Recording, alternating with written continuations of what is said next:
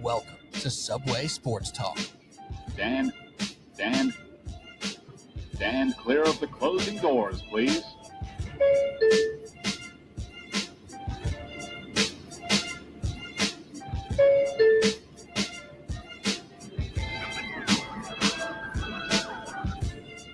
All right, here we go. Subway Sports Talk. My name is Peter Kennedy, and I'm your host. Thank you so much, as always, for tuning into SST on Apple Podcasts app, Spotify, and on YouTube. You can follow us on socials, on TikTok for now, I guess, on Twitter, on Instagram, on YouTube. We'll count that as a social now, too. Subway Sports Talk is everywhere, and the content is coming hard and fast in 2025. Joining me right now to give more content to y'all, talk NFL, as the playoffs are here. Some quarterbacks are out. We'll talk about them, too. We have Cody O'Connor. What's up, Cody? Well, Shake and Pete, not the best NFL weekend for me. Honestly, I don't think it was the greatest viewing experience for most outside of Washington and Tampa Bay kind of saved us. But I'm expecting a much better week for divisional round, and I'm expecting and hoping a much better week gambling-wise. So ready to talk all things. Yeah, we're gluttons for the NFL, eh? Like, no matter what it is, we're eating it up. Put it on our plate, we're eating it up, and we're like, that wasn't good, but it gave me the nutrition I needed, I think, so I'm fine. Or maybe it was just junk food this weekend. Who's to say? Mike Didino, also here, back again. 2 weeks, 3 weeks in a row? 2 weeks in a row? I don't know. Mike Didino on TikTok, 2 Ds, Daddino, Mike Didino _ What's up, Mike? Pete, how you doing? I believe it's 3 straight weeks for the boys, so Let's go. Feeling good, man. Also, hoping for a more competitive week of NFL football. I don't know if we're going to get it, though, because we got some big spreads this week. Outside of that Baltimore-Buffalo game, I believe every spread is 6.5 or larger. So, I don't know. Hopefully we get a good one. And that's the marquee matchup for sure, which we will dive into in a moment. As I'm seeing, I think Eagles-Rams went to 6, so it's -6, but still, your point stands. 6 on the Eagles-Rams, 9.5 for the Lions-Commanders, 8.5 for Chiefs-Texans. You don't see that every year in the divisional round. Usually it gets a little tighter and tighter as you go each round. That's kind of wild. And all the home teams, except for Buffalo, are favored. That flipped as well. That opened up at Buffalo -1.5. Now it's Ravens -1.5. And that's a lot of intrigue with those matchups. We are going to dive deep into the divisional round, but we have to clean up some business here before we get into it. So we're going to talk about some of the stuff that happened last week and really some of the big, players and or coaches and franchises that lost that we might have a conversation about. And I think there's no other place to start than Sam Darnold. Unfortunately, there's no other place to start than Sam Darnold. So Mike Didino came out here on this podcast. You can find the clip on YouTube. It's like a 5-minute one. Came out before the game. And you basically said, Mike, that Sam Darnold, or I should say the Vikings should let Sam Darnold walk no matter what at the end of the season outside of a Super Bowl appearance. Well, obviously the Super Bowl appearance ain't happening. Your take aged very well. And you weren't even calling him out for bad play. You were just arguing the idea of paying a Sam Darnold versus a rookie contract that you just drafted in J.J. McCarthy. Do you feel like a victory lap right here? I don't think you were rooting against Sam. So is it bittersweet? What did you see from Sam, and what do you think that decision is like now for the Vikings? I think Sam's got no chance to come back, if I'm being 100% honest here. If you watched the game last night, it wasn't all his fault. The offensive line for Minnesota has just been an abomination over the last 2 weeks, but I also think Detroit may have put out some sort of blueprint on, how to make life difficult for Sam Darnold, and that's send the blitz on him, give him different packages, a.k.a. bringing back the ghosts. Darnold looked awful the last 2 weeks, the 2 biggest weeks of his life, and now I think his days in Minnesota are numbered. You got a phenomenal head coach there, and you got the 10th pick in the draft in J.J. McCarthy, so it just makes too much sense to bring McCarthy in. The only way Darnold comes back is if he has no market in free agency after the 2 duds, and he maybe gets franchised and tries to do a one-and-done type situation. If it's a multi-year deal, which I believe he deserves after stringing together 16 to 17 competitive weeks, I think somebody out there, a.k.a. The Giants will give him some sort of multi-year deal. And I already see Cody shaking his head. Cody, well, jump in with the Giants side too, but also give us some Sam Darnold thoughts. Well, as far as the Giants, I texted as a joke last night to a group chat I was in saying the Giants are watching Darnold crap the bed tonight with eyes wide open, like he's our guy. Like that, it's just such a Giants move right now, right? To just be like, you know what? Let's throw him $40 million. As far as Darnold, I thought he looked horrible. Yes, the offensive line wasn't good, but 2 back-to-back duds where he looked nervous in the pocket. He had a lot of those happy feet, and last night he could not get rid of the ball. Like, yes, he's taking sacks. They were 10, 12, 15-yard losses because he just could not throw it away or do something. You saw Matt Stafford. He literally just dropped the ball into the ground. They called that no intentional grounding. It's just an incomplete pass. Sammy D, take a look at the tape, buddy. Go do the same thing because you can't be taking 12, 15-yard losses and killing drives the way he was. Again, I know the offensive line wasn't good, but he also did not navigate the pocket well. To me, he looked like the game sped up on him, and he just didn't look like the guy that I think we all started to believe in after those 16 weeks. You thought maybe, and I know I personally took the Vikings and thought, maybe that game against the Lions was more or less just a one-game thing. The Rams, I didn't think offensively had looked great. I knew their defense was far improved, but I thought the Vikings had a really good shot in this one. And obviously that wasn't even close to being correct. And Darnold proved to be, he looked like the moment was too big for him. And unfortunately, in back-to-back weeks, that's what people are going to remember. And instead of getting that multi-year $30+ million, I think he's going to have a much harder time finding a market for himself after those 2, call it like it is, duds. The tough part is I don't think the Rams offense looked that good either, right? We'll get into the Rams in their upcoming matchup in the divisional round. Their offense didn't look great. And if that, whatever throwaway or whatever incomplete that you're talking about, that wasn't called intentional grounding, wasn't called a fumble, was called a fumble, that is a massive swing in that game. And we could be having a massively different conversation because that was scooped and scored by the Vikings defense, right? If that happens that early in the game, we could be having a whole different outlook on this entire situation, but it was called incomplete. It wasn't grounding. It wasn't nothing. And the Vikings never got going on offense. You can point to all sorts of things, but at the end of the day, Darnold did not make his case as to why he is a franchise quarterback. As far as like other suitors that are out there for him, there are teams that don't have quarterbacks. That's a real thing. And also on the franchise tag front for the Vikings, franchise tag's not cheap, right? A franchise tag's probably going to net out above $35 million next year for Sam Darnold. So are the Vikings even willing to do a franchise tag when they're trying to build out that roster? Another question that comes into play. So on the Giants front, it seems like it's a possibility. It seems like a reachable goal to get Sam Darnold as your quarterback. But is that something that's going to inspire confidence, that's going to bring Brian Daboll some energy and allow this team to attempt to compete like they are apparently trying to do with what roster? I don't know, but that's their goal.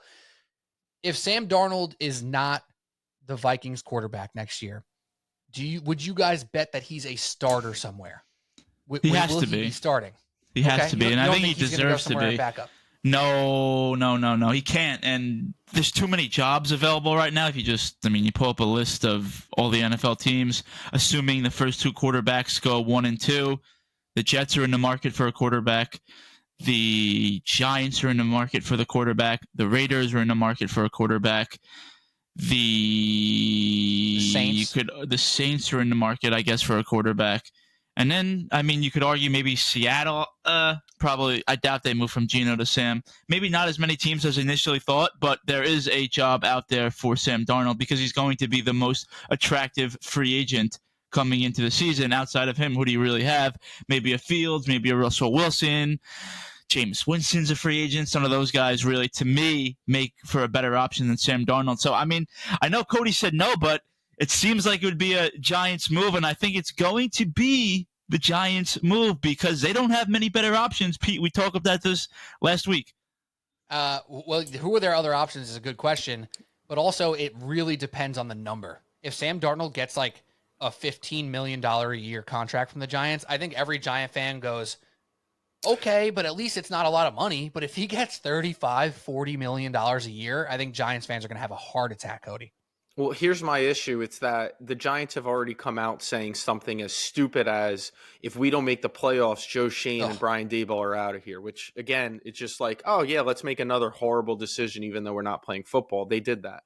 So they're going to start to spend money to try to save their jobs. And Sam Darnold is the exact type of quarterback you bring in as a GM who's trying to save his job, who's trying to win now when the team is very clearly not in a win now position. But that's what I could see happening.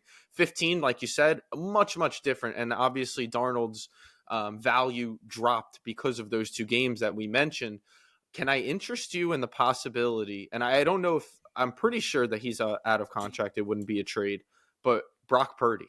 Is his contract up? Do you think didn't he get it? Did he get a contract? I don't think so. I'm looking that up right now. I believe he has one more year. So if they had to trade deal for him, that would make it a little bit different in my thinking. But if he's off contract, I'm assuming the Niners can't pay him with all the other guys they've paid. Mike, do you have that up? Yeah, it looks like Purdy is a UFA in 2026. So I think he's got one more year left. So you'd have to trade for him. Hey, I'd be much more interested in him than Darnold. I'll say that. Dare I say it? A little Shanahan Purdy package. Oh, you're going to take the coach with him? I would be all into that, but that sounds like too good of a move for the Giants to make. They're not interested in good moves. Sorry, I definitely I cut out there for a minute there, so I lost some of your conversation. But are you pitching the Shanahan Jets move that you made a couple weeks or last week to the Giants now? Well, I was just saying if the Giants were going to go after Purdy, you might as well bring Shanahan in as well. But no, I don't see Purdy going anywhere. I'm trying to confirm if Purdy had I thought this was it for his contract, so that changes one more year. Yeah, one more year means the Niners probably keep him and figure out a way, or hope to figure out a way to extend him. So that's probably off the table. I would have said before last night, the contract to me that makes a ton of sense is similar to what Geno signed with Seattle, which I believe was 3 years, $75 million, I want to say. Something like that made sense. Now, I don't know if you want to go give Sam 3 years after he just kind of fell flat on his face after not starting for the last 4 or 5 years. It might be a 1 year deal for Darnold. If you look at all the teams that need a quarterback, you'd guess most of them are going to be bad. So it could be maybe this guy revitalizes us, or maybe we just stink for 1 year, kick him to the curb, and then go draft his replacement. Yeah, 375 was the Geno Smith number, so you're spot on there. And again, it comes back to the opt-outs too, right? This contract will be very important, right? When Daniel Jones signed his contract, some Giants fans, myself included, were like, yes, it's a lot of money, but it's not all guaranteed, and there are ways out earlier than you would think. Clearly, the Giants got out, and it's not ruining their books terribly now moving forward. So those things matter a ton with Sam Darnold. How about Sam Darnold to the Steelers, though? Right? Is that an option? Is that something that Mike Tomlin might be interested in? That's actually probably the most logical answer I've heard. And I don't know why I missed them when I was going down, but they're not going to bring back Russell. Talk about a guy that fell off the face of the earth the last few months. He fell off. Fields, I want to root for him, but I just don't think he's a good enough passer to excel in the NFL. Darnold makes a ton of sense at Pittsburgh, and that's probably where he goes. Agreed. I think Pittsburgh is the place for him. Yeah, that makes a ton of sense. I could see him and Pickens doing some good stuff, and the Steelers will probably still win 10 games or 11 games and then lose in the first round because that. Yep. And you know what? The Steelers conversation is going to become interesting if this happens again. I don't know. I don't think they're getting rid of Tomlin. I think they'd be a little bit crazy to do so. But Steelers fans clearly are fed up a little bit saying that. How are we ever going to get over the hump if we're continuously just winning 10 games every year? It's first world problems, right? Like every other fan that their team sucks, they're saying, yo, yeah, go complain about winning 10 games every year because your coach is so good. Like, oh, I'm so sorry. I feel bad for you. Obviously not. But Steelers fans at this point are sick of it. It's like, all right, look at this. We beat the Ravens this year. That's so fun. They're going to kick our ass in the playoffs, which is exactly what happened. And the quarterback play was better this year than in years past. So Sam Darnold, maybe that's an option. Maybe that's I don't want to diverge too much, but I actually saw a TikTok believe it was after the game, so like Sunday morning, and it was some like 17-year-old that was just in his house raving about, just ranting about the Steelers, and he brought up some great points on why he thinks they should fire Mike Tomlin. And the one that kind of got me shaking my head was, can you think of a coach in Tomlin's tenure that really became a head coach? He really didn't develop any of his coordinators to groom them into a coach, and it's almost just like a yes man situation there. You do what Tomlin says, you win 10 games, and then you don't win a playoff game. If I'm the Steelers, it's tough to fire Tomlin, but I mean, I think it's something you got to consider. I personally, I would not be in the business of firing Mike Tomlin. I understand why. But my thinking is more, can they go get an actual quarterback for the guy? Like, they're nickel and diming their way through and trying to piece together a Kenny Pickett or a Russell Wilson or Justin Fields and taking flyer after flyer since obviously Big Ben. And even at the end of Big Ben's career, he wasn't quite the same quarterback. So I think Tomlin, if he goes out onto the market, he'll be snatched up quickly, as he should. I understand that frustration from Steelers fans, but to me, it's not a Tomlin issue. This is a quarterback-driven league, and he's getting the absolute most out of the guys he's got, in my opinion. I'd keep Tomlin, and I'd look to actually get a real quarterback over there and see if that can change some things. And if not, then you're having the Tomlin conversation for sure. So right now, I'm glad you brought this up because I looked this up earlier. I put a tweet out on Subway Sports Talk kind of about this topic. Mike Tomlin's the longest tenured coach in the NFL right now, followed by John Harbaugh and Andy Reid. There's 3 options for you guys to get this right. Do you know who the 4th most tenured head coach is? Because 3 people are tied. Sean McVay. Correct. Sean McVay, along with, Cody, you have a guess? Because you could still get it right. No, I don't anymore. Sean McVay was actually my thought too. So Sean McVay, 8 years. Sean McDermott, 8 years. And Kyle Shanahan, 8 years. After Shanahan, Shanahan was an easy one. You're down to 6. Matt LaFleur is the 7th longest tenured coach in the league. It feels like he's still kind of new to the game with Green Bay, but that's what head coaching is right now. In my tweet, there's 26 coaches that are actively signed right now, right? There's still coaches teams trying to find their new head coach. Only 7 of them have been head coaches before this job, which means 19 coaches currently active in the NFL are in their first head coaching position. To me, that either means A, the league has it wrong, hiring coordinator after coordinator and assistant head coaches and whatever, or that's the right way to do it. Because you look up and down the list of coaches and it's like, all right, like the Bills should be happy with McDermott, McVay's happy, Shanahan, you could argue, but you should be happy with him. LaFleur, you're happy with. Stefanski had a horrible year, but you're happy with. Dan Campbell in his first job. Like most of these coaches that are successful, Kevin O'Connell, it's their first job. So the retreads don't even exist really right now. There's only 7, and that includes Raheem Morris, who was like kind of a head coach 8 years ago and finally got another chance, right? So it's an interesting thing there with head coaching. Like if you're the Steelers and you're looking about firing Mike Tomlin, in what world are you finding an option that's better? You're just saying we're going to suck now finally and try to restart this thing. And that guy's probably waiting to be fired again, and that's not a place you want to be in the NFL because, Giants fans know all about that with all of our coaches over the last 8 years. Brutal. All right, let's move on to Justin Herbert. And then we'll go on to preview the divisional round games. Justin Herbert is the other big loser from Wild Card Weekend. Obviously, there were some disappointing teams, or every team that lost was disappointed, but some more than others, right? The Broncos aren't that disappointed. They got beat by a better team with a rookie quarterback. But Justin Herbert, in a game that they were favored in, the only team that wasn't a home team that was favored, kind of gets embarrassed. 4 interceptions, a career high for Justin Herbert. We can argue how many were actually his fault or not his fault. But there is now a discourse about Justin Herbert that exists again. Mike, I actually don't know where you stand on this. Cody, I kind of feel like I also don't know where you stand on this at this point in time. But Justin Herbert is going to catch crap until he figures it out in the playoffs. He's not a rookie anymore. This is not his first playoff. That excuse is done, and he is getting dragged a bit. How much of it does he deserve? I'm not going to be... A ton. Ooh, I totally disagree. All right. Well, look, Jim Harbaugh came there and all the blame went to other coaches year before, and a lot of it deservedly so. Like Staley was awful. Those coaches were horrible.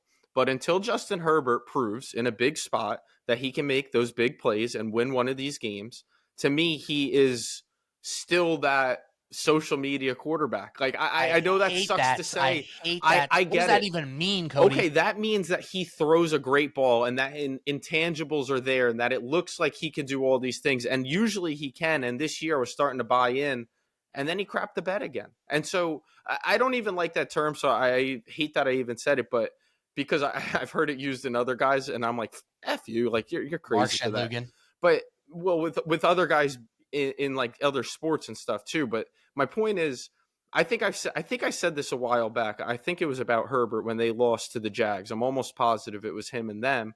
And I said, I'm taking him outside of this top 5 or 6 or whatever category you have him in, and I'm dropping him into a different tier with guys who also haven't won this game. And so Herbert might be the best of that tier of guys who haven't won in this moment, but he has to win these games. It's just the way it goes, and that's how I see it. I feel like I've been relatively consistent on how important I value winning and winning in these spots. And so it's not like I'm sitting here saying they need to move on from Justin Herbert. He's the problem, and they're not going to have an answer as long as he's the quarterback. Far from it. But what I am saying is until he proves in these moments that he can step up to the plate and win one of these games and go on a run, he'll just be another guy who puts up really good numbers, who looks really awesome, but I won't trust until he proves he can do it when it matters. I'm not ready to call Justin Herbert a jag quite yet. What were the Chargers' expectations coming into the season? I don't think many people picked them to make the playoffs. And if you just look at the roster construction, it's almost unfair to say this, but if you look at the roster construction around the Chargers and you compare it to some other teams, like the roster is pretty awful. The offensive line is awful. They couldn't really run the ball all year long. Dobbins was able to run the ball effectively, but then he got hurt. He really never even got healthy towards the end of the year. They hit on Ladd McConkey, but I mean, we're talking about, a slot receiver. I believe the Chargers, and they have the right head coach now. Obviously, Staley was a disaster, and I'm glad that you brought him. Just a disaster. He couldn't coach a Madden team, but they got the right head coach in there. I believe that the Chargers will be aggressive in free agency. I think they're going to target a guy like a T. Higgins. And then all of a sudden, hey, man, you got Higgins, you got McConkey, you got Herbert. Running back we know is very easy to address, free agency or the draft. Now let's value Herbert, or let's revalue Herbert. If you were to make a list and rate every quarterback in the league, I think 95% of fans or 95% of football knowers would put Herbert as a top 10 quarterback. And that's another question. Like, how far does he drop, right? I think where I get frustrated is when people say, oh, he can't win the big game. He sucks. He's, he's terrible. He's like ranked like 16th in the league. Like, all right, let's relax, people. Okay. So I know that, Cody, you're not saying that. I think you're saying more so if you had him 5 or 6, I think he's more 9 to 11. Is that fair to say, Cody? Yeah. Can I say too, real quick, the reason, because Mike brought up a lot of good points and you're right about those things. But the thing is, the Chargers were favored in this game. And that matters. That matters that this was a really winnable game. This wasn't a game against the Chiefs that he blew up in. This was we put up 12 points, 4 interceptions, even if they're not all his fault, in a game that most people had them winning, and they were, again, favored in. That's why to me, it's such a disappointment. I think that's fair. I mean, he played atrocious. You can't really defend him at all for his play. Houston was a team that's been pretty middling for the last 2 years. Who would you rather build your team around today, C.J. Stroud or Justin Herbert? And now C.J. Stroud's won 2 playoff games. That's 2 more than Justin Herbert. It's hard to argue it when all year long my answer would have been Justin Herbert. And now 1 game in the playoffs, and I'm rethinking that. I'm still standing on Justin Herbert Island saying I had him 5. I thought it was very clear. Put him in any order you want. Mahomes, Lamar, Allen, Burrow. That's the top 4, right? Like, I don't think there's a debate for that. 5, massive debate. 6, 7, 8, 9, massive debate. I trusted Herbert more than any of the other quarterbacks all year long and got burned in the playoffs. The Will Dissly drop into a pick crushed me. It was a high throw on Ladd McConkey. I know it was a high throw. Justin Herbert should make a better throw, but it also went through the guy's hands. Pick six, right? Like those two plays are enormous. So I'm not going to sit here and say that Herbert now sucks, that he has been completely overhyped, that he doesn't have what it takes to get it done. We have this way in the world of sports saying, if you don't win the big game, you're nothing. You are irrelevant. You are a fraud. You are this. I don't subscribe to that. I'm maintaining my stock in Justin Herbert. I will buy up the stock in other people have sold now on Justin Herbert, because that infrastructure now that exists with Jim Harbaugh and the Chargers is so much better that you have to see him have a path to success. We were talking about the Tua Herbert conversation, which gets very divisive here. Has Herbert have even been close to a Tyreek Hill and Jalen Waddle? Not even close, right? So to me, it's a hard conversation to have, and I feel like I am wrong right now, and I'm okay with being wrong because I feel like I'm on the right side of the mountain in the long run. Can I throw another name at you that maybe raises eyebrows? Can I guess? Yeah, please. Jalen Hurts. No, Okay. way different. I hate the Eagles, so I can't really, Okay. I can't give him too much credit. What about a Baker Mayfield, who doesn't quite look right like a Justin Herbert? Like, you look at Herbert, you look at Baker, but you talk in terms of getting it done. And even when Baker's guys went down, he was still at least moving the ball, albeit in losses. That is an interesting, like, there is some CJ Stroud I thought was a great one. Like, when you really try to dive in to compare these guys, Baker, Herbert, CJ Stroud, obviously Jaden Daniels rising up, Jordan Love is dropping down. Tua, I don't think is even in that conversation personally, but I know other people put him in there. Baker's a cute one, but you want to talk about another guy that was this time a home favorite and lost. And he was, kind of one of the main culprits for that loss. Played fine, but just some costly mistakes towards the end of that game. Herbert, for me, top 10. You could argue he's top 5. He's a franchise guy, a guy that I don't think, as Jet fans and Giants fans, we've seen in a long time, and we'd sign up for him in a nanosecond. In a heartbeat. In a nanosecond. But I totally agree with you. These next 2-3 years with the head coach, assuming that they bring in a receiver, I mean, why am I drawing a blank on their first round pick, Quentin Johnson, who can't catch a cold? Yeah, I almost feel bad for him at this point. But they're going to bring a receiver in. They're going to bring a running back in. I think they have that culture in there. And we'll see over the next, 2-3 years if this is a team that makes a run, or is Herbert just one of those guys that was a big name? He looks sexy. He's got the big arm and just never lived up to the hype. I think even if you go Jordan Love, whose receivers were banged up down the stretch there, that wide receiver room runs laps around the Chargers wide receiver room, right? Like Jaden Reed, Watson, who's hurt, Doubs, who got hurt, Wicks. Like they're so much better. But Love now has something to prove too. You could obviously argue the injuries came up and beat them up too much. But Love, Stroud, and I think Baker being in that conversation is a testament in its own right, because I don't think anybody wanted to include him in that. But I will say this, last thing on Herbert, because we got to get to the divisional round games. A lot of people, when they criticize Herbert and you praise a Baker Mayfield, the things that come up are how he inspires his guys, the toughness, the grit of Baker Mayfield. I do firmly believe that Justin Herbert is incredibly tough. I've seen this guy take massive hits. I've seen him play through every injury. This guy gets beat up and doesn't complain and puts his helmet back on and doesn't miss a snap and plays through everything. Like, I wouldn't be surprised if he's one of those guys that it comes out, Justin Herbert actually had an ankle sprain or a bruised rib or one of those things. I'm not trying to make an excuse, but he takes so many hits that I wouldn't be shocked. I also don't think he's the type of guy who would want that out, right? And I think he's one of the quiet, tough guys in this league who doesn't boast. He's not celebrating like that. And for that reason, a lot of people will never feel the inspiration that he pulls. But if I had to guess, the guys around him know exactly what he's about. That's just my guess. And I know I look wrong right now, but I'm okay with it. Well said. All right, there we go. Justin Herbert. We'll see what happens with him. T. Higgins would be very fun for him. I think it makes so much sense too. Yeah, that'd be good. All right, Mike Didino, Cody O'Connor, Pete Kennedy, right here on Subway Sports Talk. Follow us at Subway Sports Talk on all your social medias. and on YouTube and your podcast app, whatever, rate, review, drop a comment. We appreciate you guys a ton. Now it's time to talk about the divisional round. We got 4 games. We're down to our final 8 teams. We got 2 games on Saturday, 2 games on Sunday. Let's go in order because it all leads to the big culmination, the best game of the weekend, we hope, in Ravens-Bills. So we'll save that for last. We'll save the best for last. Let's start off with Texans at Chiefs. We have a spread at 8 or 8.5, depending on what book you're looking at right here. Texans with a nice win. But are the Chiefs just the Chiefs? Are the Chiefs inevitable? Is Patrick Mahomes Thanos right now? Is Andy Reid Thanos? I don't know who it is, but are the Chiefs inevitable, Cody?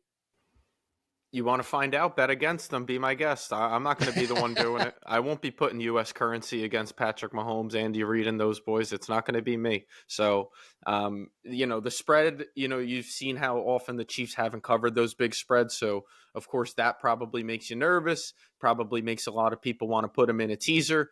But as far as just advancing, moving on, just football talk, the Chiefs are probably happy to see the Texans over the Chargers, if I'm being honest. And I think that they handle them without too much of a concern. Yeah, I mean, if you want to bet against the Chiefs not making the conference championship for like the 5th consecutive year, then, go ahead. Are the Texans a sneaky dog? I want to say they are, but I don't think so. The spread is tough. I pretty much think Cody was spot on. The Chiefs have been one of the worst teams in the NFL against the spread this year. But if you tease them down, that 1.5 is always a sharp line. Some betting talk here. If you tease a team down to 1.5, and then you tease a team up from 1.5 to like 7.5, 8.5, those are considered sharp teaser lines. So I love teasing the Chiefs down with the Bills up this week. That's just a little hint of what I'm going to be taking this weekend. But I'm big on the Chiefs this week. You get a week off. Seems like Isaiah Pacheco is getting healthier. You give a team like that 2 weeks to prepare. They're going to come up with something funky. They're going to be prepared. You got the best quarterback in the league and the best coach in the league. So give me the Chiefs. So let's play with some exotics here to take a line from our guy, Joe House, over at The Ringer. The exotics. How about this, guys? Plus 140 for the Chiefs to win from behind, meaning that they're trailing and they come back and win. Plus 140. Just trailing at any point, that is? That's, to my knowledge, that's what the bet is. It says... No, that probably is it, right? Because if Kansas City Chiefs to win from behind, and there's no caveats. You're just hoping the Texans win the coin toss or lose it and receive and go down, kick a field goal. Because a play that I've made a few times this year when the spread was in like the 4.5 range was take the plus 4.5 and then take the money line of the favorite. So if you did that so Texans plus 8.5 and then Chiefs money line, that's plus 196, which is also a very intriguing option. Because you see the late game dramatics of the Chiefs have been next level. To get plus odds, nearly plus 200 on Texans to cover, but Chiefs to win is pretty next level stuff, if you ask me. And shout out to my boy Bankroll Jack for giving that idea. Well, that's actually a sharp play. I don't think does anybody really believe the Texans are going to go into Kansas City and win that game? No. Does anybody think they're going to cover? I'd say 40 to 50 to 60% of the public probably likes them to cover that game. So I think that's a nice way of going from a plus 110 or minus 110 betting the spread to almost plus 200. I think that's a pretty sharp play. I won't be taking it, but I think it's pretty sharp. I think I might be taking it, guys. Plus 196, Texans plus 8.5 Chiefs money line. Because if you go with the winning margin prop of Chiefs to win between 1 and 6 points, that's plus 310. Between 7 and 12 is plus 320. But then you do open yourself up to hitting something or just missing something. So if they win by a touchdown and you put Chiefs win by 1 to 6, you lose, even though it was better odds. You kind of safety net yourself a little bit, and you still get an almost plus 200. I think that's extra enticing. Can you take it at an alternate line? Like, can you take Texans plus 10.5 with the money line, and maybe it's like plus 160? Gives you just that little bit more of a cushion. You know what, Cody? I believe you can, and I'll tell you what those odds are in 3, 2, 1. Plus 140. Okay, it does drop a decent amount actually. Rosie liked that one, by the way. I heard You hear- Rosie just moaned. She was like, "Oh yeah, give it to me, code." I hope that's what she's doing. It's either that or she just could not be bothered with buying 2 extra points. I think that's what it is. And Mike, that's my dog for if you're confused over there. I was hoping it was your dog. Yeah, if that was your It's my wife, that would be interesting. You know what's somewhat interesting about this game? I'm looking at the props right now. Is the favorite? Who do you think the favorite to score touchdown is? Nico Collins. It's Joe Mixon, but good guess. I knew that. I'm a little surprised to see the favorite to score a touchdown as an 8-point underdog. So usually he comes from the favorite. So I kind of like Mixon to score. Just what I'm noticing looking at some of the lines. I know everybody wants that SGP. I like that too. Plus 150 for Killer Trav? It's that's a rat line or what? Well, Killer Trav, I don't know what if you're looking at FanDuel. Killer Trav has got to be one of the least profitable players to bet all year long, and I don't have the numbers on that. But I mean, as somebody that bets religiously and follows lines and kind of has a good understanding of where the lines have been all year, I think Kelsey's been from a favorite to like plus 175 in every game this year. And I think he's got, 3 touchdowns this year? Does that change for you at all in the playoffs, though? Big game spot? It's funny because my roommate was saying last night he needed Justin Jefferson to score a touchdown to hit a parlay. And he said, should I hedge? And I said, I'm usually team hedge, but I feel like Jefferson in the playoffs in a big game, Darnold's going to lean on him. I like betting studs in the playoffs. So to use my logic tonight, I think Kelsey probably is a good bet to get in the end zone. Yes, and you were right. He only had 3 touchdowns in the regular season. So guys who just religiously bet Kelsey touchdown, you're a big fat. I feel I had him a few times. Yeah, big L weenie this regular season, but that does not mean he doesn't come alive in the playoffs because we've seen what he does in the playoffs in his career, especially as he's getting older. He's clearly saving some juice for that playoff series. All right, so we all seem to like the Chiefs to win. We all are intrigued by the plus 8.5. You'll have to wait and see some picks over the weekend from Cody and I. Not that you should be looking at my picks. I'm just saying. They've been horrible. They've been really bad. Cody, I'm horrible over here. I looked today because I was, frustrated with myself 2-4 over the last 2. I said, "Oh my God, did Pete go 0-3 this week?" I sure did. Certainly. It's very unlike you, Pete. I don't know when it's going to turn. Maybe like a 16-1 same game parlay in the Super Bowl get you back. I'm putting the house. I on know it's in the coming. Super Bowl, something to get myself back to close to respectable. I have to do it. All right, let's move on to the next game here. We have the Commanders and the Lions. We didn't talk much about Jaden Daniels in that conversation about quarterbacks and Justin Herbert and Sam Darnold, but this dude has just been ultra impressive. But we're sitting here with a spread of 9.5. I'm seeing now for the Lions being favorite at home against Washington. Before we get into what this game might be, does anyone want to go off on the beautiful Jaden Daniels performance again about how he just seems to keep getting it done, calm, cool, collected late in games as a rookie? It's unheard of, Mike. Yeah, I mean, I guess I'll start. When we recorded last week, I said initially I liked Tampa.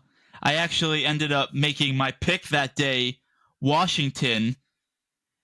Jaden is a stud, generational guy, franchise changer guy. I mean, he took the second or the worst team in the league last year, and their offense didn't get that much better. I mean, who did they add on offense? They had the same. They added Austin Eckler, but outside of that, they had Brian Robinson. They had Terry McLaurin. They don't really have a number 2 receiver. I mean, we're talking about Zach Ertz, like De'Ami this Brown? guy, De'Ami, Olemia Zaccheaus. Like, you're talking about just a generational, franchise-changing guy.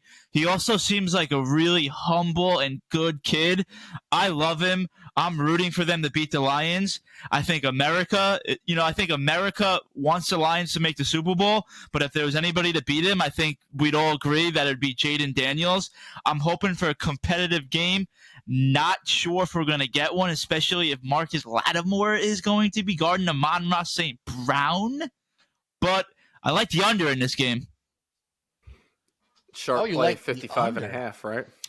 Yeah, I've seen a lot of sharp money early on coming in on the under. It's really high. It's 55, and I believe every game. Did the game go under last night? I believe it I think did. so. It was Yes. 47, I believe, or 48. So that means every game went under this week, except the Chargers game that somehow went over. Seems like FanDuel or the books want you to take the over. They're enticing you to take the over, but I like the under. It's two teams that are going to run the ball a lot too, right? Especially the Lions. But Jaden will use his legs so often that the clock will be moving. So And that's how Washington's going to need to have any sort of chance. They're going to have to control the clock. They're going to have to run the ball effectively, which they did not really do at all against Tampa Bay.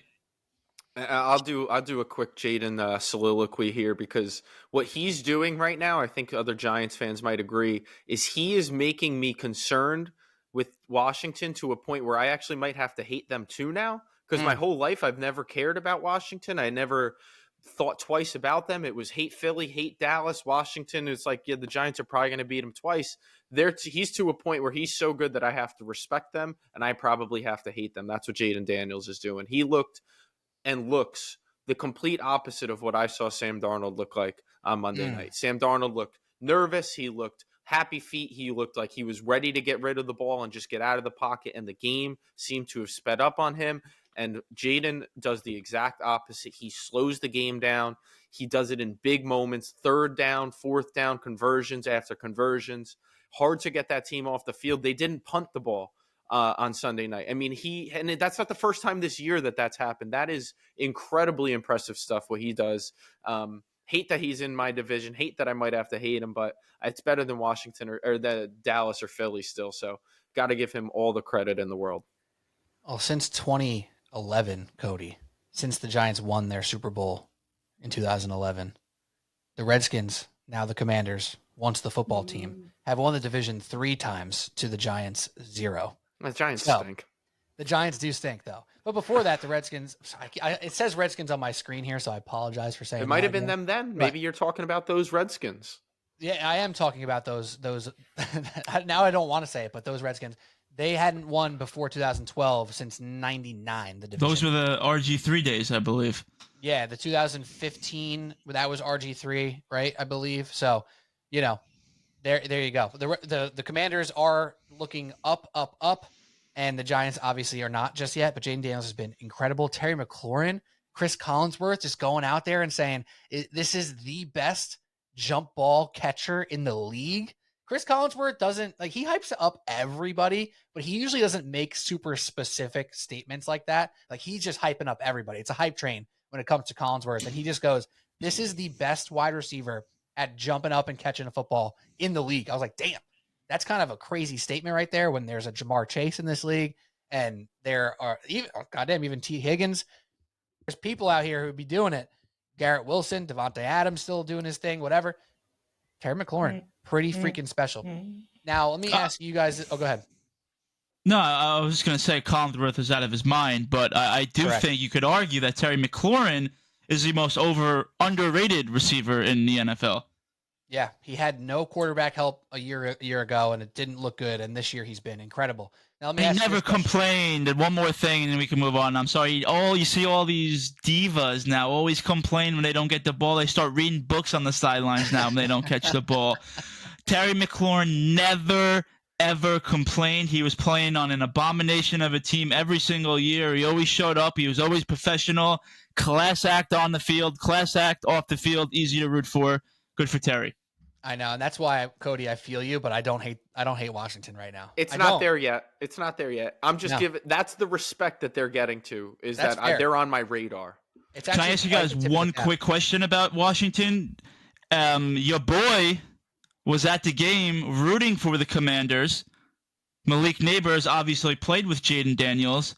Any sort of animosity towards Neighbors for that? No, I respect that. Not at all. The Giants aren't even good enough to be what's this guy? Go root for a good quarterback. See what it feels like, Malik. Yeah, I don't. That doesn't bother me at all. I mean, when you play college with somebody or high school with somebody, it's a special connection. You're always going to shout that person out. I once got yelled at by my college baseball coach because I said hello to my 4-year high school teammate that we played against and I just like said hello to him, and I got yelled at for that. So maybe I'm, you know, taking old stories and putting it to the new age and being like, that's ridiculous. Like, of course he's gonna love Jaden Daniels. That was his guy. That's how they got drafted so high, because of each other, right? Of course you're gonna love each other. So yeah, I digress. Anyways, last question on this game, so we got to move through the rest. Do we see it as a blowout opportunity? I think we all feel pretty hesitant to take the Chiefs at -8.5, even if we end up doing it. But the Lions have this tendency to kind of just run up the score, put their foot in the throat, and not let anybody have it easy. Commanders are going to fight. Do we see this being a close one, or do we see this being a Lions blowout spot and the Jaden Daniels love, which won't get taken away, will get some cold water poured on it for now? Right now, I'm just looking where the public is on this game, and it looks like all the bets right now coming in on the Lions. I think it's going to be close. I think it's one of those games that's going to be close for like 3 quarters, and then I could see the Lions pulling away. Where I struggle thinking the Commanders will stay in this game is if they will be able to run the ball effectively. They have not been able to do it over the last 3 to 4 weeks. Brian Robinson's been in and out of the lineup. You could see maybe more of Austin Eckler in this game. He made a big catch on that last drive to set up the game-winning field goal on whatever it was, Sunday night. I want to pick the Commanders because I feel like they have that. Do you have the quarterback, you have the coach, and you have a somewhat veteran experienced defense? You got Bobby Trees, Bobby Wagner. I want to pick the Commanders with the points. My favorite picks, my favorite bet of that game is the under, but I guess I'll take the Commanders with the points. Don't love it. It's hard to tell right now. The Lions have that in their bag of, running up the score. We've seen them do it before. They're not like the Chiefs in that aspect. But in the same breath, it just feels like one of those two games will be a blowout. 8.5, 9.5 point spread. You're thinking at least one of those two favorites is going to cover and might cover in a big way in a 17-plus point. If I had to guess which team does it, I would say it's the Lions. That means probably Jaden makes a mistake or two. They finally get him off the field, and the Lions just can't be stopped. When they're getting healthier on both sides of the ball, Montgomery back, and I'm blanking on the safety that they just got back too, but he made a huge impact in that Vikings game. Anzalone was a linebacker, right? But is that who you're thinking of? Yeah. I apologize. Alex yes. Anzalone? Yes. Yeah, he was everywhere against the Vikings in that game. Yeah, I think you're spot on with that.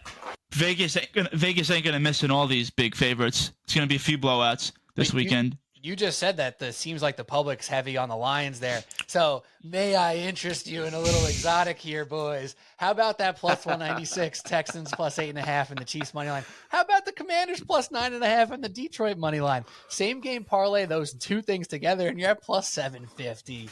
What's up? If you like both dogs but don't think they're gonna win, come on. Little $5 fun guy? What are we doing over here on a Saturday night? That's beautiful. If you had to pick one team of the Texans and the Commanders to pull an upset, I think we'd all agree who? The Commanders? Yeah, I Yes, guess absolutely. if we had to pick, I think the Texans are going to be frisky. I am just picturing the Chiefs-Texans game going like every other Chiefs game, where the Chiefs are kind of in control. Then all of a sudden the Texans fight back and they go up by 4, and then Mahomes gets the ball with 3 minutes and scores a touchdown. Like, they've done it all freaking year. I saw this dumb thing online, like if you flipped every team in the league's 1-score games the other way, Saw that too. like the Chiefs would have been like 3-14. They won almost every game by 1 score. It's insane. Why is that going to change right now? Well, here's my one question about the Chiefs, and then we can move on. We don't need to talk about KC anymore. Do you think they're as good as they are this year as they were the last 2 years? I think they're better this year than they were last year. Really? Honestly, I yeah. don't. I think they're better. I don't. They haven't been able to run the ball. They don't have Rashee Rice. Hollywood Brown is, is he 100%? Kelsey's another year older. I want to say they're an upset alert. I picked the Ravens to win it all. I said the Ravens or the Bills. Whoever wins that game, I like to win it all. I'm sticking by that. I do not think the Chiefs will win the Super Bowl this year. That I agree with. Cody? I'm super torn on if they're better or not than last year. I guess I would lean towards them not being better because the weapons aren't as good. Pacheco has looked horrible since returning, and I know that because I've somehow banked on him in fantasy throughout the rest of the regular season. Join the club. To a championship, luckily. He ended up Wow. with like 1.8 in that final on like Wednesday. And I go, well, this is over with, but thank you, Jahmyr Gibbs. So, they have far less weapons, but they have that one weapon that I can't pick against, and that's Patrick Mahomes, and he will find a way to make Hollywood Brown go off, or maybe D-Hop has 2 touchdowns, or Kelsey has a resurgent 9-reception game. I can't pick against them. I think they're probably slightly worse than they were. And when you talk about what it's going to happen in the AFC Championship, if it is them against either of those 2 teams, they're going to have to be better, especially if it's the Ravens. A bet so square that it just might work would be to go D-Hop.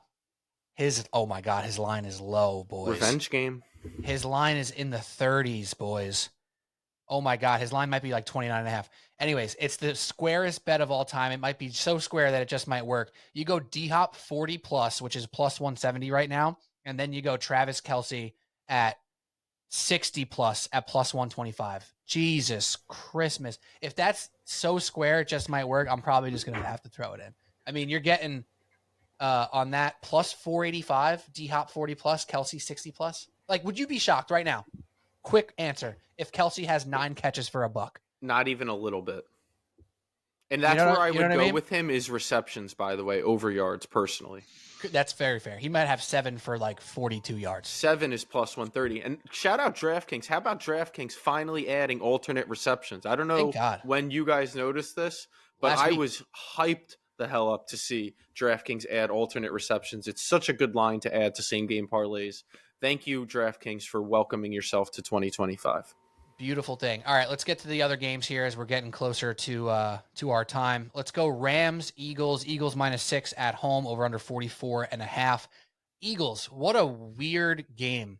Have you been more uninspired by a team to win their first playoff game? It was just weird vibes, weird offensive strategy. Never really felt like they got a grasp for the game, but golly, is that defense freaking good. I don't know what to say about this, guys. I love Stafford. I root for the Rams. I'll obviously not be rooting for the Eagles unless I put money on them. 6 points. Is that the right line? Do you think the Rams stand a chance against this talented defense and offensive line? What's the read on this one, Cody? In Philadelphia, too, makes a huge difference. In the winter, likely a cold weather game. The Rams defensively have been really impressive. I think people are starting to finally catch on to what they have been doing on that side of the ball, how well they were able to draft and reinvent that defense kind of on the fly. But I wasn't big on the Rams by the end of the year either, and I had them to make the playoffs, so I was watching them pretty closely, kind of hoping that they would get through. And outside of that game against the Bills, where Stafford went off, that was like week 12 or something, the offense kind of sputtered down the stretch. Cooper Kupp hasn't been involved at all. And you mentioned it, the Eagles defense has weapons all over. They have a sick defensive line. They have a newly bolstered secondary. So unless the Rams are going to be able to completely stop that offense and make it a dog fight, a rock fight, however you want to call it, I find it hard to believe that they're going to be able to stick with them. I think the Eagles played a bad game and won relatively easily. I think the Rams played a pretty good game. Offensively, still weren't, again, inspired by them offensively. And so therefore, I just don't see – I think the line is right. I think I would lean towards taking the Eagles to cover the 6 points, which I don't like to do, but that is where my head's at. Yeah, on Philly as well. I think the Rams will be a trendy pick, an underdog pick, after they looked great on Monday night and after Philly kind of just dragged along, boring game. Philly's upside also I like better than the Rams. They did not play their best game. If Philly plays their best game, we know they're great defensively, all the weapons on offense. They're going to be tough to beat. Pete, that was your Super Bowl pick. So right now, it's got to be fairly happy with that pick right now. Yeah, I when it comes to money, I actually put money on the Ravens because that's a little bit of emotional pick there as well. I just really rooting for the Ravens. but I do also have a little exposure to the Eagles and pick them on the podcast. So I also need to root for them, I guess. I kind of forgot that I did that.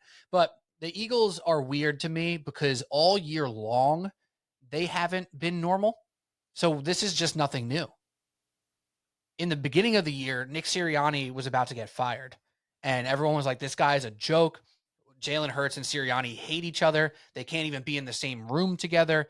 Then A.J. Brown gets all pissed off, and he's complaining about not getting targets. Devontae Smith is not even getting targets. It's just a weird feel and a weird scene with the Eagles the entire year. So what's new now? All they've done was win all regular season. Why are they going to stop now? And I think from a talent perspective, the reason why I picked them is because of that, the talent, and they're more talented than the Rams. I think the Rams also, people will continue to kind of say, it'll be great for the city, which is going through so much devastation. If the Rams are going to use that as motivation, that's a beautiful story that I'm happy to root for. I don't expect it to be reality. And I think the Eagles' talent will win out over the course of the time of that game. So I'm with you guys. Eagles -6 would be my play too. But I've been horrible this year on straight bets. So I don't know what that means. I love the Eagles. I think they're more talented. I think every time A.J. Brown complains, and frankly, him reading a book wasn't really him complaining. He seemed very happy and relaxed on the sideline. Do you disagree, Mike? No, I like AJ. I was just making I mean, he typically has had problems with quarterbacks when he hasn't gotten the ball. You even remember, you guys are Giant fans. You remember when they played each other in the playoffs a few years ago? I think he was pretty upset after the game, even though they won like 40 to nothing. They won by 100. I'll really just never understand that. And I actually do like AJ. I had him in fantasy the last few years. I root for him. He seems like a nice guy. I actually met him a few times in the locker room. He was cool, but I'm not into that diva stuff. Yeah, I don't know. So I like the Eagles as well. But now let's get to it. The big one. The one we're most excited for. 6:30 start on Sunday. It's the Baltimore Ravens. I'm about to say the Buffalo Ravens. The Baltimore Ravens -1.5 at the Buffalo Bills. The over-under is 51.5.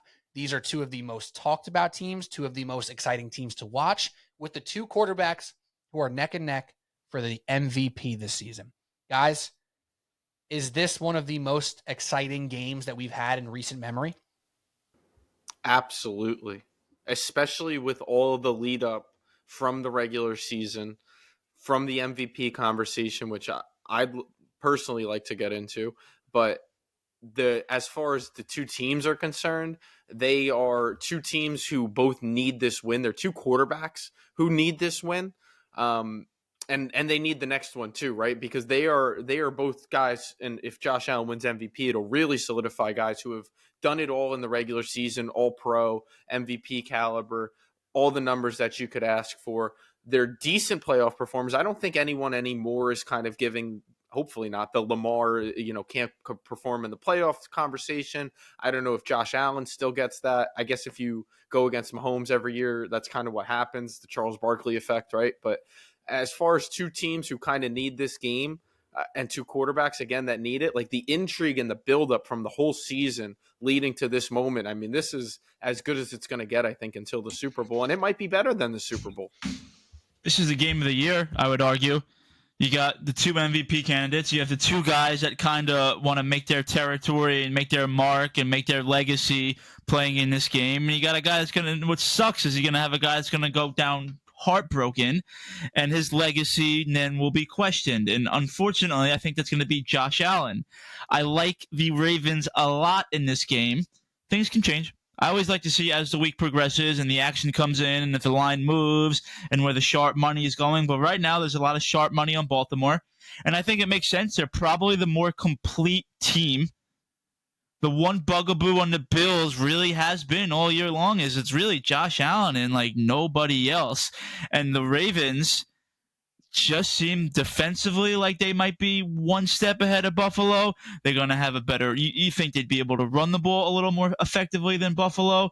Zay Flowers is questionable in this game. I think that's something you might want to keep your eye on. But at the end of the day, when Lamar's healthy and Derrick Henry's healthy, good luck. The Ravens' formula is easy. We're going to run the ball, and we're going to make you stop us.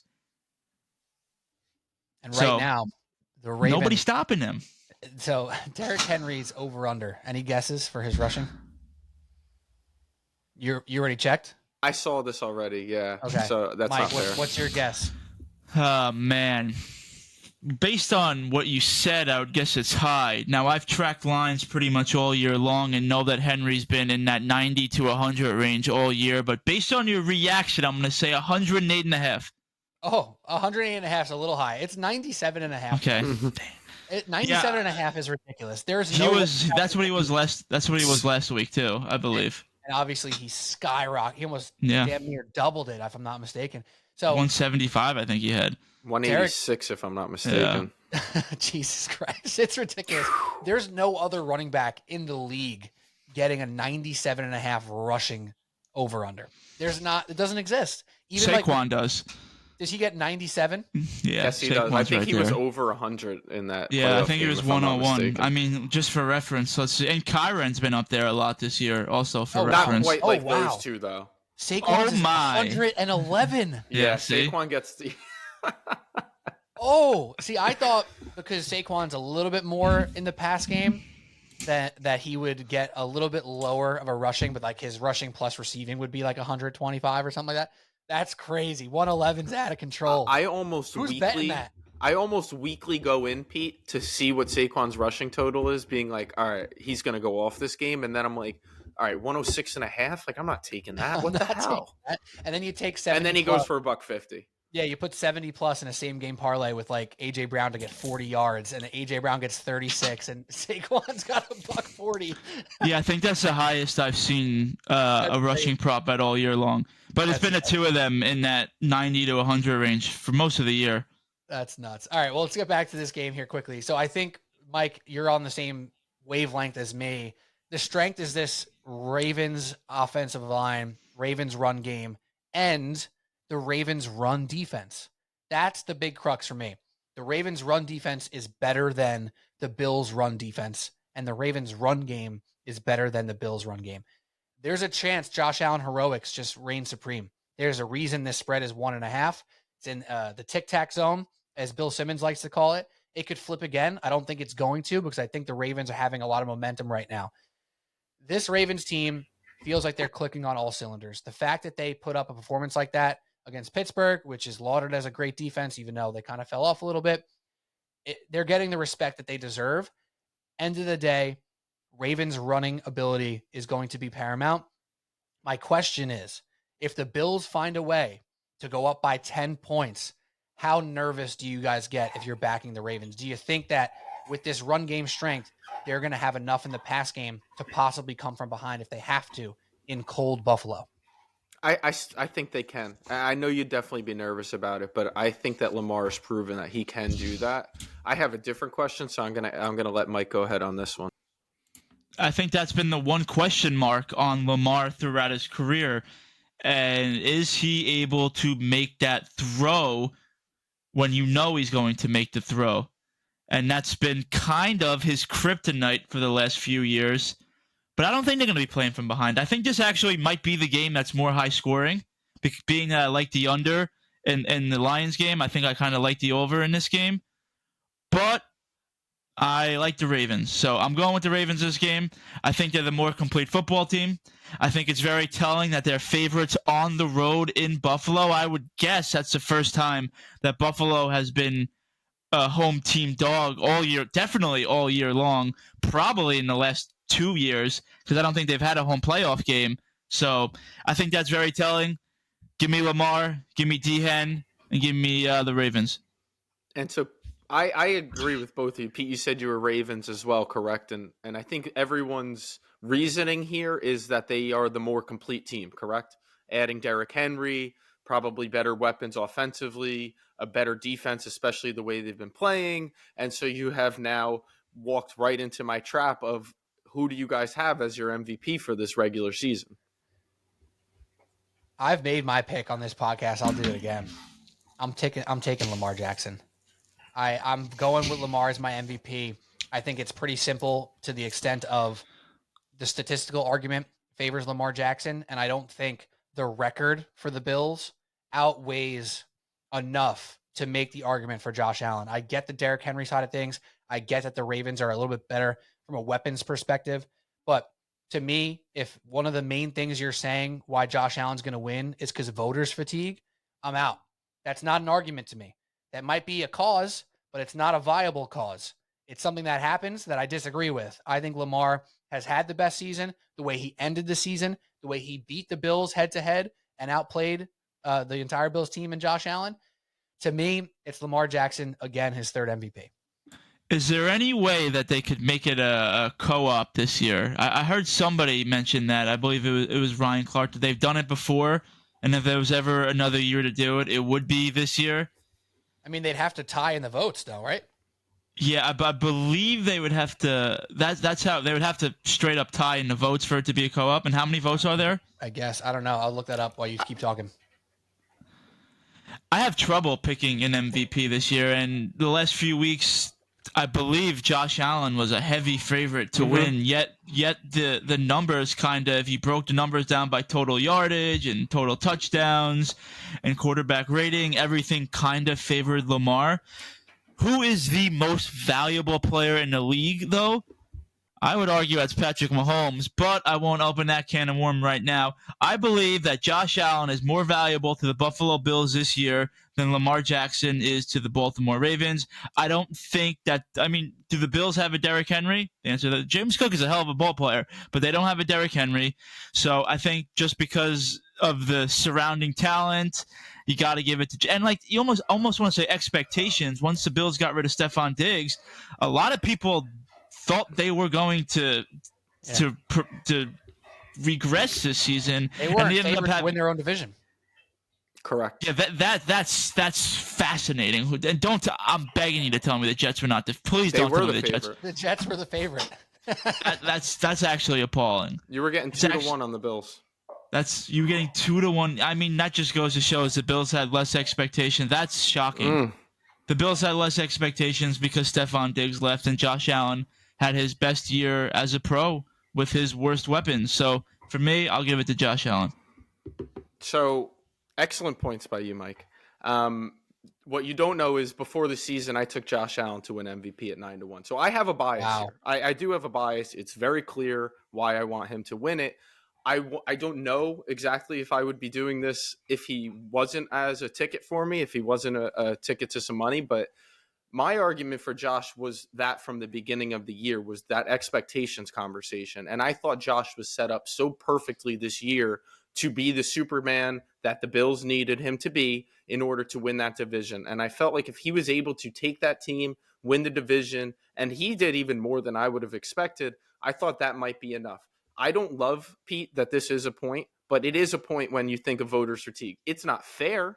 I don't like it, but it was a part of the factoring in of, well, I don't know that they're going to give it to Lamar again. And in my opinion, the way it goes is if you are neck and neck the way that they are, to retain the belt essentially, right? Like I'm not a big UFC guy, but I'll use a UFC reference.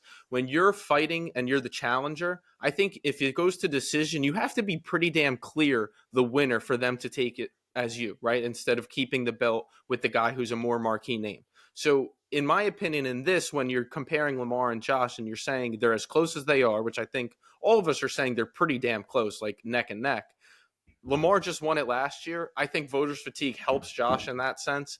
Then you've got the fact that Josh won the division so easily. Yes, Lamar does have the counting stats. He does have the numbers. He has them in like every category, but they're not like astronomical in every category. He's like slightly better in most of them, if not in all of them. Josh also went on to rattle off 10 of 11 wins. His loss was against the Rams when they put up 40 points, and he threw for like 405 touchdowns or something crazy like that. He beat both 1 seeds, only team to beat the Chiefs this year in a non-Carson Wentz game. Yes, they lost that head-to-head to the Ravens. That game was played in what, October? End of September, something like that. So I think it was week 2. I know it's something, but you can almost throw that out because what they were able to do and rattle off the wins that they did to get to the 2 seed to a point where Josh didn't even have to play week 18. And again, you want to talk sheer value of a guy. He doesn't have a Pro Bowler with him. He doesn't have an 1,000-yard rusher and 1,000-yard receiver. I think the Bills had 2 Pro Bowlers, Josh being 1, and the Ravens had something like 9. So expectations, who the team was, who was around them, it all set up, in my opinion, to take Josh preseason, which is why I did it. and then he met that expectation, even potentially exceeded that expectation. So as unbelievable as Lamar is, and as much as I actually do lean towards the Ravens winning this game, it almost helps my case, in my opinion, because I'm talking about the Ravens' totality, and I think we're all saying if the Bills are going to win this game, it's because Josh goes nuts, and that's what he did all year to get them to that 2 seed. So that's my case. I hope some voters are out there listening to me, and they vote in my favor so I can cash that final future ticket. And one more thing quickly, just to go off of that. The MVP award doesn't always necessarily get based off of stats. If you remember last season, Dak Prescott arguably had the best stats. He threw for the most yards. I believe he was top 2 or top 3 in touchdowns, and he didn't even really I believe he was top 3 in voting, but he didn't really have a legitimate shot to win MVP. It doesn't always come down to who compiles the most stats. For the most part, it seems like the committee values winning, which they both did this year, so it's difficult.